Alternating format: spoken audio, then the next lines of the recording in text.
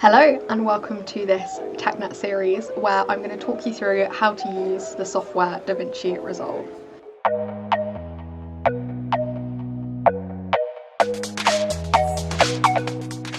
I'm going to talk you through this as if you've never used any editing software before, but if you have used Premiere Pro before, then this software will start to feel a bit more familiar to you. It is a free software that you can download and use anywhere. We're very lucky at the college that Davinci is installed on all the computers up here in the media and film department. But if you wanted to edit on a laptop or a home computer, then this is how you would download it. So first I'm going to go to Google, and I have Googled Davinci Resolve. And the first option that comes up is the Blackmagic Design website, which is the one we want to go to. And this tells you all you need to know about the software. It's used across industry. They've got a very cool little show reel there, and download Davinci Resolve. And then you want to choose your operating system. So again, Davinci Resolve is the free one, the Studio is the paid one, and then follow your computer's way of installing software. So I'm going to teach you how to set up your first project in Davinci. So I'm going to just open it up. And the most important thing to note if you're making this in college or on any computer that isn't your own, Davinci automatically saves locally. So that means onto that specific computer that you're working on. In the college, obviously, you're going to be wanting to access that project from multiple computers. You're not going to sit in the same place every single time that you want to edit. So it's really important that you check up here that you're saving to network, not locally. Because if you save locally, you can only access that project from that specific computer. Now I'm going to right click in a space and press new project, or you can click on this button down here. I'm going to give it a name. It's really important that everything that you do is super organized, so you want to give this a recognizable name, something that if you can't find the project, you can search in your user area and it will pop up. So for this, I'm going to call it Davinci Tutorial. And again, really important that you check the media location. So make sure that this is somewhere in your user area, and make sure you keep this user area nice and organized as well. So make sure you have a folder dedicated to the project you're working on with all the footage and all the assets you're going to need with the project in one place.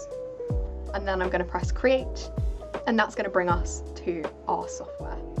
Now, if you have used the Adobe Creative Suite before, think of Davinci as those apps all in one place. So the Edit tab is your Premiere Pro, the Fusion is your After Effects, and Farlight is your Audition. It's an amazing workspace because you have as much control, if not more, than you have with the Adobe Creative Cloud, but all in one place in one project. Tab 1 is Media.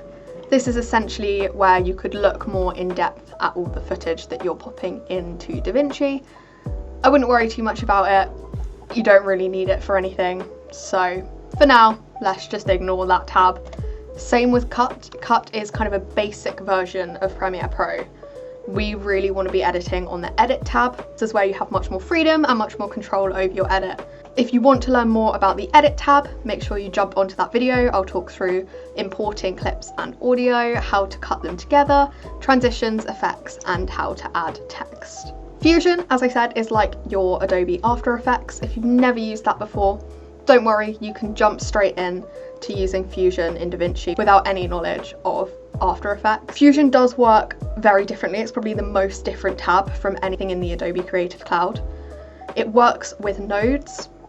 And if you want more information on how to use nodes, head to the color grading video, but it is a kind of beast within itself. You can happily create lots of edits without ever touching the Fusion tab, but it is an excellent resource if you need to add those kind of special effects or visual effects. Then we have the color tab.